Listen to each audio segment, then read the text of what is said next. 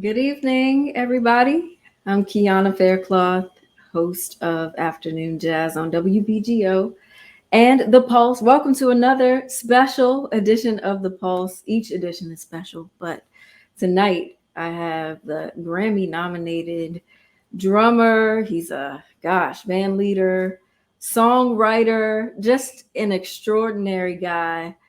Nate Smith, you might have heard of him. He's got a brand new album. It's called Kinfolk 2, See the Birds. And he joins me right here on The Pulse. Welcome to The Pulse, Nate. Hi, Keanna. How you doing? Great. How are you? I'm so happy to have you here. Oh, thank you. It's good to be with you. It's good to be with you. Man, Chesapeake's own. Chesapeake's home. That's right. Live and direct from Chesapeake. You know it. You know it You all the know, way. anybody from that area, I feel Yes. like is a hometown guy. Of course, I'm from Yes. DC. Okay. So I feel a special sort of Southern Yes. connection. Yes. Yes. It's called the DMV for a reason. It's kind Right. of all one big state. Yeah. Yeah. But I'm VA through and through. VA through and through, man. But you have, of course, taken your talents globally at this point. Hmm. And, the folks that you've worked with alone, I mean, God, Pat Metheny, Robbie Coltrane, Hmm. Wolfpack, Brittany Howard, so many folks across varying genres. Right. It Right. seems like your your work, it just knows no bounds, it seems. Yeah, I've been lucky in that most of the people who have contacted me to work together have made space for me and for my musical personality. Hmm. That's one of the things that I feel like learned from the best band leaders I've worked with is if you call someone for a gig, make space for them. Make space for everything they bring, their whatever their personality is. Like make space for it in the music. Hmm. So with all the people you mentioned, from Brittany to Wolf to Ravi, to Pat, they all called me with a specific thing in mind Hmm. that I had, and so I feel lucky that they made that space for me to be myself in those different contexts. I'm curious to know, like, how have you been able, when did you know that you had a particular sound, and how have you been able to hone that sound that is signature to Hmm. you? I know that's a broad sort of question. Yeah, New York City taught me a lot. New York City, when you're a working musician in New York, the people who call you, who are interested in the thing you do, they teach you a lot about how you sound, you know? And so the collaborations that you kind of jump into, you'll play something and that band leader will be like, yeah, that, do that thing. I like that thing that the way you approach, playing straight eighth notes, or the way you approach, playing a groove, or the way you approach dynamics. They can kind of point out the thing. And if that's sort of a common denominator, across different collaborators, then you can think to yourself, okay, well, maybe I'm onto something. Maybe Yeah. there's something about the way I do it that appeals to these very different musicians, but it's common to me. Um, So you're so saying you didn't notice it yourself, as other folks that pointed it out to you? yeah, I feel like the Yeah. collaborative process taught me as much about my sound um, as it taught me about the musicians I was working with. It's just you learn by doing, by trying and failing, or trying and succeeding. You learn from both.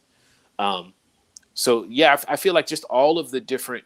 One of the beautiful things about being in New York was that there are so many different musicians. There's a concentration of so many great musicians. So, you go from playing with Ravi Coltrane one day to playing with Somi the next day Right? to playing with Nir Felder, the next week. But what's the thing that all of those artists like about my playing? Well, when I would sit down and play, it was like, okay, well, the groove feels really good, or the dynamics feel really good, or I like the way that you can, sort of bring drama to the music. These are all the lessons I learned from them, you Hmm. know? Yeah. So you have, found great success in working with, all of these amazing, phenomenal musicians across genres. Most recently, I saw you at Brick Jazz Fest Yeah, with Van Hunt. Van Hunt. You guys have an amazing duo going. I'm curious to know, how did that even come about? So Van, I reached out to Van on Twitter. Oh, Our wow. relationship began on Twitter. I tweeted, I want to make a record with at Van Hunt, right? And just threw it out there and didn't know what was going to happen. And Just he shot your replied, shot. and I shot my shot. I shot my shot into the cyberverse, right? And Van replied. He was like, let's do it. And he spelled less with a whole lot of S's, like Less.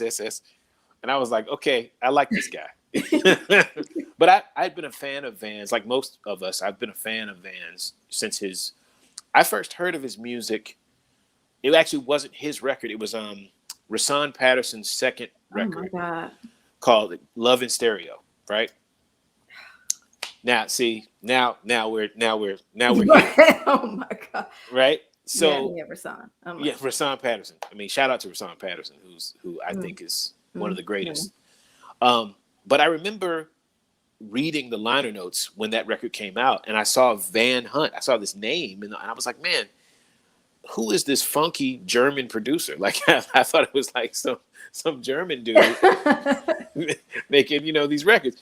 But I didn't know who he was. But I remember when his first record came out, I just played it constantly for like 6 months. And I was just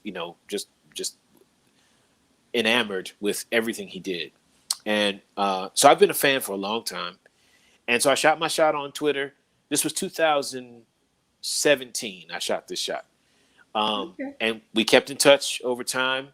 And I met him in the summer of 2018. And in the summer of 2019, we did this. Well, actually, I think it was a little bit before that. We did this song together that was on this EP I put out in 2020 called Light and Shadow. And so we had this duo. And so we're continuing to write songs together, Wow. And it's just been incredible. I've learned so much from working with him. I really have. It's always really interesting to hear about how other musicians just sort of, have these musical crushes on other musicians. You're looking at the liner notes, as you said. Lo and behold, I'm looking at the liner notes. I'm like, I didn't realize that you helped write Heaven Can Wait. For Michael Jackson. I'm like, wait, is that? I'm like, no, that Nate Smith. I'm like, hold up. Surely you jest. No, that was me. Wow, man. Yeah. Can we just? I want to talk about that for a little bit. I want to know what that was even like. Okay. Putting that song on Michael Jackson. Okay. So first of all, let me start with the question that I get the most is I never met him. I was never in the studio with Michael. Okay. So this record happened over the course of 4 years. I was living in Richmond, Virginia. I made this track at my house, and I put the track, I gave it to a friend who gave it to another guy, who gave it to another guy who wrote lyrics to it. And then it became Heaven Can Wait, right? And so Heaven Can Wait ended up being played for Teddy Riley, the great Teddy Riley, who was submitting songs to Michael for the Invincible album. And so Michael heard Heaven Can Wait, and he, oh, I have to have it. I love it. I don't know what he said, but I just always freestyle that part. And and this happens over the course of 4 years. So this is 1997 when I made the track, and this is 2001 when it gets to Michael. So Michael records it. He goes to Miami. He records a song, I think, in Miami. And I start getting these phone calls from Teddy Riley's people saying, Michael Jackson loves your song. He wants to make the record. It's like that kind of, and I didn't, I thought it was a joke. It was like, Michael Jackson is going to sing what? So, so anyway, lo and behold, it was real. And, all the lawyers got on the phone and everybody slugged it out. And it became a real song on a real Michael Jackson record. So I didn't know anything. This was May of 2001.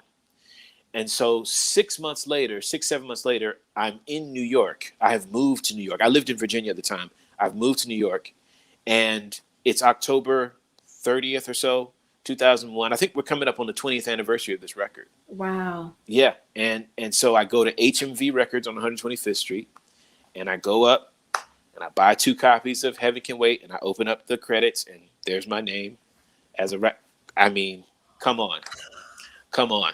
It's just Mind blown. mind blowing. It actually happened. It actually happened.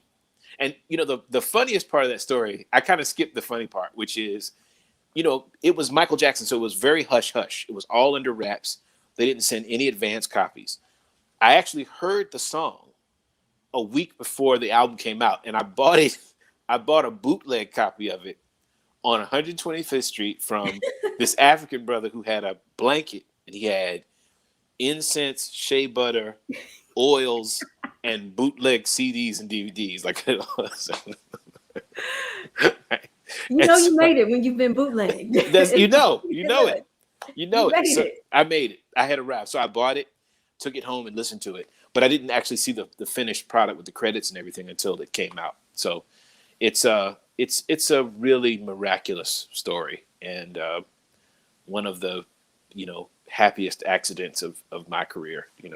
Man, that's incredible. That's an incredible story. And the fact that you wrote that at home, you hadn't even left your hometown. I hadn't. I was still, making beats in the bedroom, when I made the track that would become that song, So it's just a really improbable sort of trajectory for that music to go from the bedroom to the king of pop, It's just huge. Wow. Yeah. And you went to school, was it James Madison? James Madison University. Yeah. Undergrad, I did James Madison. I did a year of graduate school at Virginia Commonwealth University, and I lived in Richmond for 4 years around that time. What was the scene like in Virginia, in Richmond specifically? Because there is like a scene for jazz. Yeah, there is. It's I think it's becoming a little bit more of a centralized scene now. It was when I was there back in the late 90s, it was kind of sort of a spread out scene. You had cats who were playing down in Virginia Beach. You had cats who were playing in Richmond. You had cats who were playing in Charlottesville, which is also a great music town. But there wasn't like a centralized music scene. Richmond right now, I think, has a much more centralized music scene than it did when I lived there. I think that, people are building things in Richmond. Butcher Brown is the latest sort of hometown heroes coming out of Richmond, and they really built their thing in Richmond. And there are a couple of great record labels there too. Space Bomb Records is down there, and there's just really cool stuff happening.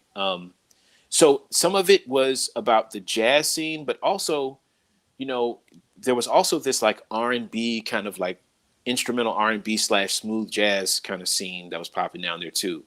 And that was kind of where I started to sort of cut my teeth as a musician, a young musician, was playing down there with all those great musicians who, from the local scene, and playing cover band gigs and wedding gigs, and, just paying the dues, Yeah.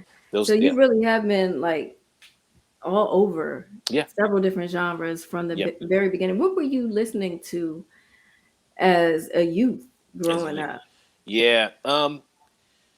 So the earliest stuff I can remember in the house was the stuff that my pop loved, which was the instrumental R&B 70s, 80s. So Grover, Jazz Crusaders, David Sanborn, Quincy, Herbie, that stuff. And then as I became a teenager and started to sort of develop my own relationship with music, I kind of discovered, stuff that I liked that was on the radio. So I discovered the Police, and I discovered Sting, and I discovered Prince, and I discovered, and that was the stuff that was. But what I didn't realize, Living Color was a big one for me when I discovered them. What I didn't realize was that so much of that music that I loved was heavily influenced by, these guys were influenced by jazz musicians, And so when I I discovered A Tribe Called Quest, and I was listening, who is this Ron Carter playing bass on this record? What is that? And it made me dig a little deeper to find out. And then I realized he was a giant, And so that was kind of those musicians were my pathway into jazz. It wasn't sort of a direct road. It was kind of going through the music that I liked and figuring out what made it special. Yeah. Yeah. Yeah. How did you come upon Art Blakey?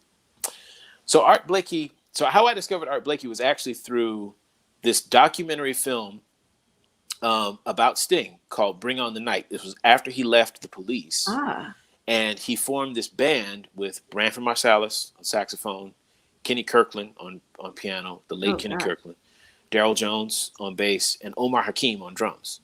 But I had known who Art Blakey was. I'd heard the name, but didn't know much. He kind of existed in the abstract. But there's a scene in that documentary where Branford talks about playing with Art Blakey, and I was like, okay, so yeah, what? Let me go find some Art Blakey. And so, um, my dad had this record called Album of the Year. I think it came out in the early '80s or so. It was like It was like 81 or something 80, like that. yeah, yeah. And it was like this big picture of like this French like bridge, this beautiful like skyline picture on the cover.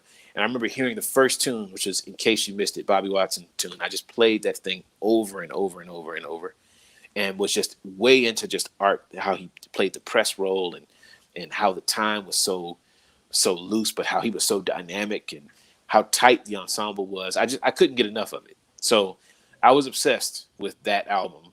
Yeah. Yeah, I and that was my first like real straight ahead jazz album that I couldn't stop listening to. So at that point, I'm sure you like dove into Yes, the entire jazz world at that point. I don't know if absolutely. you can see these records up here, but Oh, okay. where is it? This I, one, Art I can't. Blakey, Oh, Who oh, Gets that's. Through. Oh, wow. Yeah. Yeah, Yes. that's a Yes. killing one too. Absolutely. These are up here for you. Yes. This Well, is thank you. Roy Haynes over here. Ooh. I Yes. Yeah, the master, still doing it, still killing them, know, right? still killing them. Yeah. Incredible. Yes.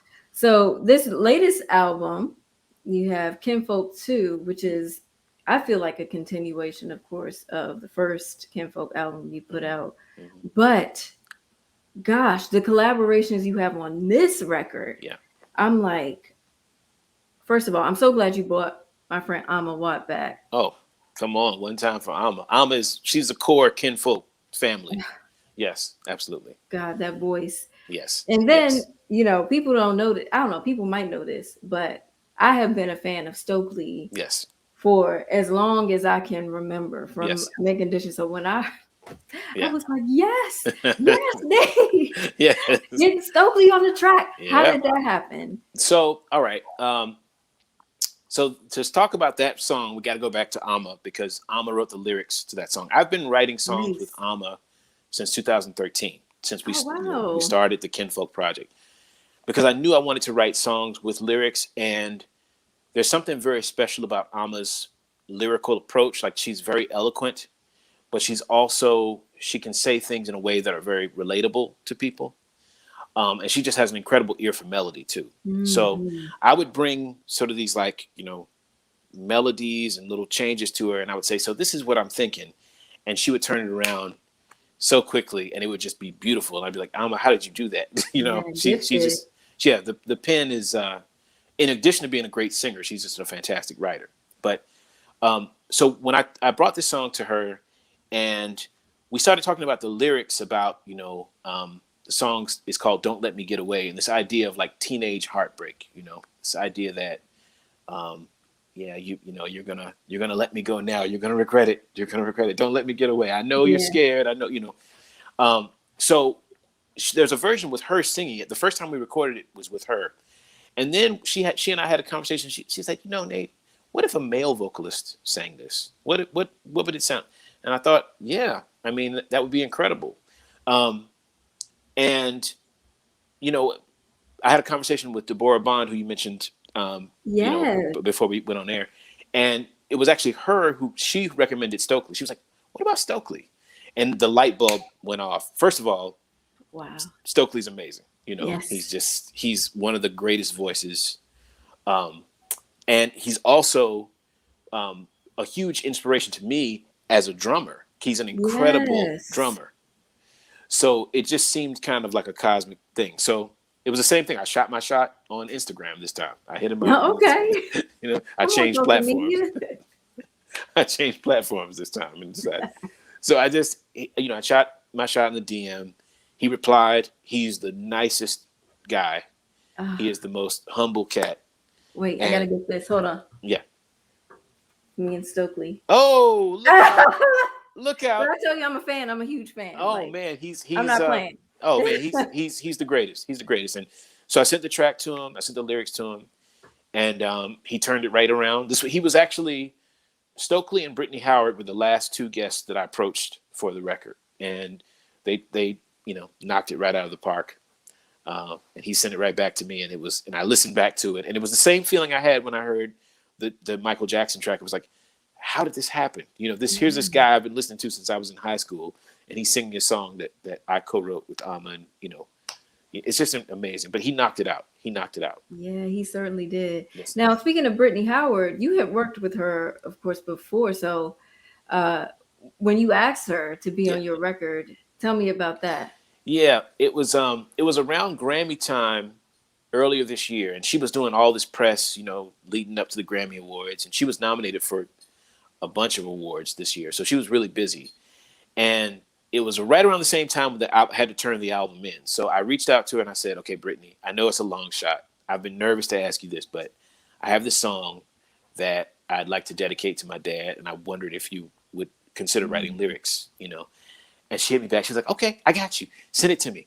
And so I sent it to her. She was like, oh, Nate, this is beautiful. And there's a really funny text thread between the two of us with the lyric ideas, And of course, hers are way better than mine. But she just again, she did it at home in her home studio in Nashville. Turned it around in a couple days, and I think she just sings it so beautifully. And I haven't heard her sing like that on many other records. She's like a rock star. I'm like, wait, who is that? Yeah, and then I'm like, oh my God, that's Brittany. Yeah. She's such a powerhouse vocalist, but she also has this real, like, sort of vulnerable kind of beauty in her voice too. So she just, she sang the heck out of it. I don't want to curse on the Pulse, but she sang. That's okay. She knocked it out. It's all right. Yeah, she knocked it out, and I'm just really, really thrilled that she did it. Yeah. You also have so many just beautiful tracks and collaborations. You have Michael Mayo. Yeah. That's another one. One of the ones I really love on the album as well. Yeah. I met Michael in 2013. He was a student at Betty Carter Jazz Ahead. Okay. And I was on the faculty that year. And we were all blown away by Michael. It's funny. The same Michael and Jasmine Horn were students in the same year. Oh, really? Yeah. I didn't realize that. Yeah. So it was a whole lot of singing in that year at Jazz Ahead. And but we were all blown away with Michael, just the dexterity in his voice, and just his ideas are so clear, and he's just a great young singer. And so I'd been wanting to work with him. He actually appears on the first Kinfolk record too, but he's kind of appearing just like doing like background vocals, sort of percussion stuff. But this record, I really wanted to feature him front and center because I feel like Michael's he's about to blast off. Yeah, he's great. Let's work backwards a little bit here. I'm just curious. See the Birds. Mm-hmm. What does that mean? Like, tell me about the title even of the album, Kinfolk 2, See the Birds. Yeah. So I wanted to kind of take the listeners of this record back to this moment in my life where I started to have this big dream about being a musician. This happened for me when I was about 14 or 15 years old, and it really started to feel like it was something I could do. I started to obsess over not only the records, but also the liner notes and where these records were recorded. And I would watch all these videos of these people playing in these really far away places. And I was like, man, I want to go there. I want to do that. So to me, this idea of looking up and seeing the birds is like looking up at the dream that I had for myself as a musician, and I also used to wonder, like I would look up and see, I didn't get on my first airplane until I was maybe in my late teenage years, and so I would look up and I would see all these planes flying and be like, where's everybody going? I want to go and see, kind of what's out there, like what's happening. So it's kind of a sort of a hybrid of that. Like a lot of times in pop music or even gospel music, the bird kind of represents freedom. So this idea of seeing this bird looking up at this dream of musical freedom. That's kind of Mm. what I wanted to evoke with the title. Interesting. I'm so glad I asked you that because it makes a lot of sense. Your music, of course, it seems, and you've proven that it knows no bounds. Mm. Honestly, you across genres, you're doing your thing. And right now, I just found out you told me you're living in Nashville now. Yeah, yeah. Tell me about what you've been doing out there. So I've been I moved to Nashville in July of 2020, when COVID kind of screeched everything to a halt. Everything stopped, and it kind of became clear that being on the road wasn't going to be my main source of income anymore. So I felt like I had to pivot to the studio where I knew I could work. And so Nashville has a fantastic recording scene. I've met a lot of really cool producers, Yeah. and musicians in Nashville. And obviously country reigns supreme in Nashville, but there's a lot of really cool music in Nashville. It's not just country music. There's a lot of contemporary gospel in Nashville. Hmm. I played with Kirk Whalum for the first time. I met him, and I was thrilled to Wow. play with him. Um, so there's a lot of really cool music happening in Nashville. It's an interesting scene, and and it's a town that's growing really quickly too. Yeah. So Yeah. you've been able to keep going, like basically nothing happened. Yeah, Being I in, mean, moving is a big, that's a big one. It's like of course. packing up. I was in New York for 19 years, and it was a very big decision to leave. I'm Um, sure. but I Faith decided. right there. Oh Wow. yeah. Oh man, huge, huge. And New York was so good to me in every way. New York taught me so much. And it really, I took a lot of valuable lessons, and it really made me a better musician because in New York, the best musicians are right there on the train next to you, and we're all trying to learn and get better. Um, but yeah, it's been I've been blessed because it's been kind of a seamless transition from New York to Nashville. I don't know if Nashville is the final destination, but I've been very lucky for these Mm. last year and a half or so.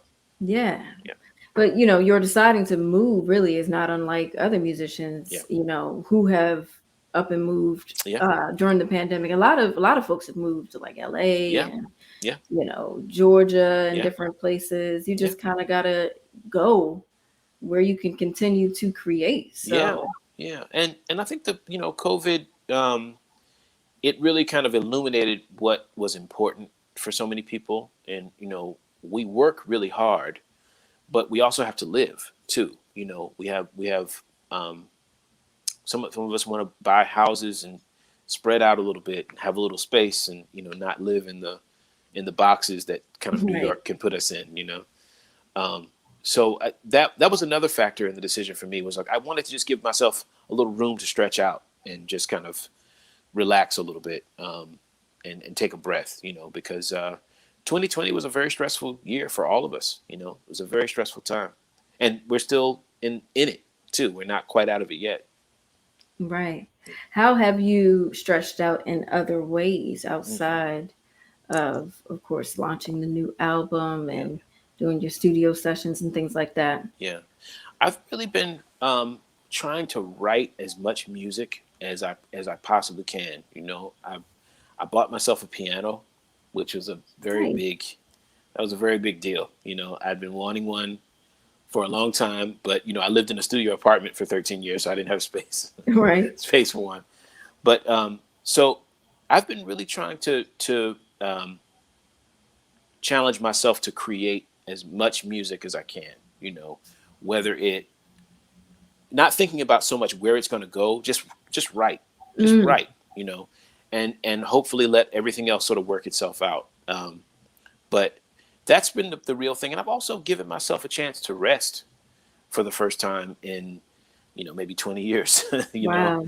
I moved to New York and I hit the ground running, and I was hustling for those 19 years, and some great things happened. But I also realized, and my body was telling me too, like you might need to slow down a little bit, take a breath, and just reflect on why you're Mm, working so hard. Like what's the why behind what you're doing?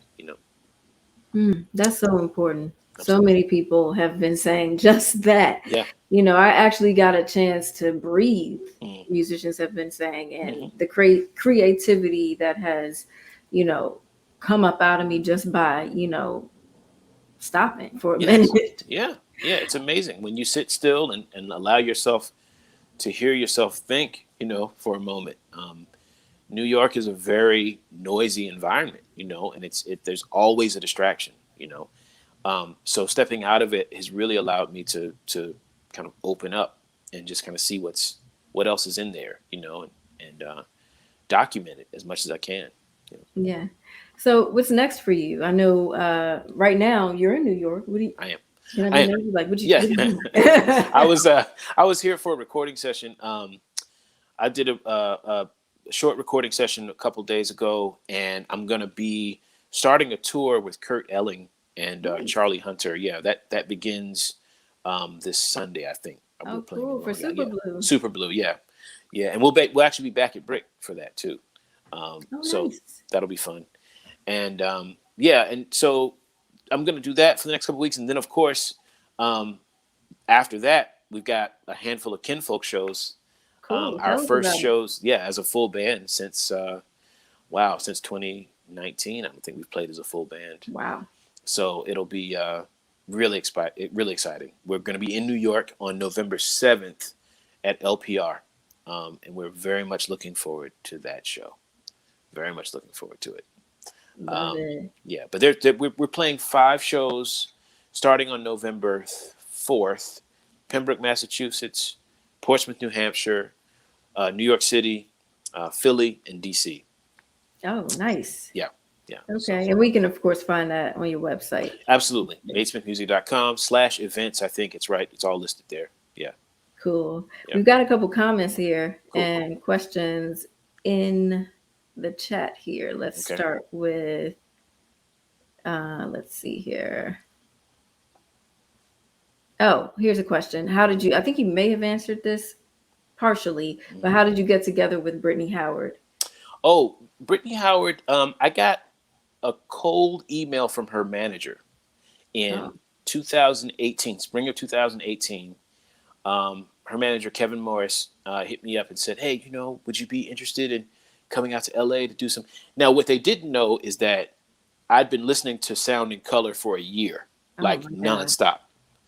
And so I had to play it real cool, like, because I was fanning out, on Britney. And when she actually hit me, I was like, oh, okay.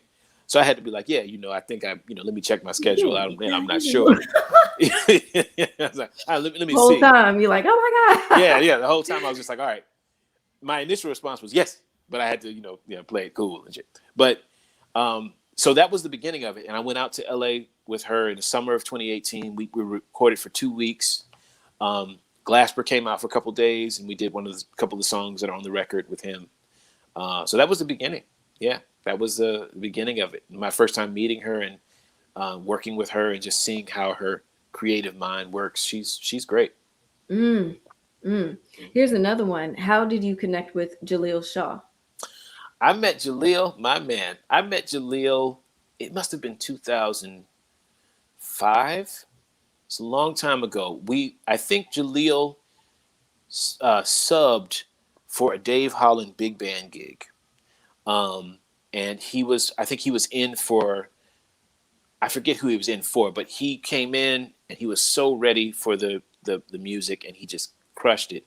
And I remember hearing him play, and I was like, man, he's got the fire. Betty Carter used to say that. It was like, man, you know, she would always talk about the fire, when you hear a Mhm. musician who has the fire. And Jaleel has it, man. Jaleel has it. And I knew it from the minute I heard him. I was like, I got to play with this cat. So I've known Jaleel a long time. My very first band leader gig in New York, way before Kinfolk, was 2011 at the 55 Bar, and Jaleel was on it. And so was Female Efron. So they've been in the core from the beginning. Nice. Yeah. Someone here says uh, they had a chance to join your side eye live at the Blue Note in Tokyo. Mm. Could you share your thoughts and experiences on playing with Pat Metheny and also your thoughts on Takuya Kuroda? Oh wow. Oh man. Well, first with Pat, playing with Pat, it's there's so much information in everything Pat does, because number one, he is a musical genius, and he's also just one of the hardest working musicians too. Like Yes. Prolific. really Always prolific, and working. so you just learn so much about um, discipline playing with Pat. You learn about uh, I learned so much about putting a set together playing with Pat, Hmm. because every set that you play with Pat, not only as a player but as an audience member, it feels like an experience with Pat, because he gives you so much music, and there's such an arc, a storytelling arc in the way he puts the set together. I took a lot of lessons away from that working with him. And also, he's just, really a very, very cool dude, and one of the more approachable, musicians. Like, I never hesitated when I had a question for Pat. Some musicians can be you feel a little funny going to him, but Pat was really open. He was down to talk about stuff, and um, and share his thoughts and opinions on things. But Takuya, I met Takuya during my time with Jose James, and Takuya, one of my favorite records I've ever played on was his Rising Sun album. Yes. That I is love that such a record. groovy record, and I love his tunes. I love his sound. He's such a bluesy player, and so soulful too. Yeah, I really love Takuya, man. He's a bad dude. indeed. You've worked Yeah, with so many just, gosh, incredible, incredible yeah. I've been very people. fortunate. I've been very fortunate. Indeed. What's next? What's next for you? What do you ultimately want to do? Yeah, I ask everybody this, but I'm yeah, always curious because, it's not always readily apparent. Like you can yeah, assume that somebody, oh, I want this amount of Grammys, I'm gonna do this and yeah, that. But really you as a person, not just as a musician, what do you yeah, want um to yeah. do? What do you want That your mark to be? as uh, cliche as it sounds or corny as it might sound, I just really want to kind of get better at making music. Um, Music is hard. There's a lot to think about. Talent is one thing, but working and getting better at what you do, that's something that I really this stillness in the last couple of years has really made me focus on, like, yo, what do I need to work on? Not only as a drummer, but also just as a composer, as a writer. Um, and also, I'm starting to, I was kind of joking with a friend of mine, like the idea of a next chapter for me, personally, in terms of, like, family and like slowing down a little bit. Um, that's very appealing to me now. It's kind of been sort of illuminated by this whole COVID struggle we've been in. It's like, man, what you do isn't who you are. Right. So I Oh my just, God. yeah, That's a word that's, yeah, for me personally. seriously, Yeah. and this musician life can make you conflate the two. But there's a whole universe of stuff that I still think about, like, like what's on the horizon for me personally in terms of family and stuff like that. I don't know what the future holds, but I'm thinking about it in much more urgent terms than I've ever thought about it before. So and I hope that has an effect on the music too. I hope the music reflects that. You know, so I'm just wanting to write as much as I can. I'm really excited about a couple of upcoming, this Van Hunt project. I'm really excited about that. Cool. I want to write a lot more large ensemble music too. So there's a little few irons in the fire, I guess. Yeah, Nice. yeah. Well, we can't wait to see what's next. Here's Matt Merowitz. He says, "Hey Nate, hey Keanna, so thrilled for all of your success, Nate. Long overdue, but such a thrill to see it happen at this point in your career. Cannot happen to a nicer and more talented person." Oh, thank you, Matt. Thank you, Matt. Thank you so much, brother. That means a lot. That really means a lot. Yeah, that's where when you hear it from people who have been sort of in the scene and seen a lot of stuff, that's where it really resonates. So thank you very much for that, Matt. Indeed. Well, I appreciate you, Nate. I'm loving Kinfolk to See the Birds. Thank you, Keanna. Tell Thank folks you. once again, where they can get the record. I know it's Yeah, probably on all digital it platforms. is. Yeah, it's out on. all the digital platforms. It's on Edition Records. And I think that there are still some. I'm not sure if we're sold out of vinyl or not, but hopefully we'll have some physical stuff at the shows too. And I'm really looking forward to playing for people. All the upcoming shows I'm very excited about. The Portsmouth, New Hampshire show is almost sold out.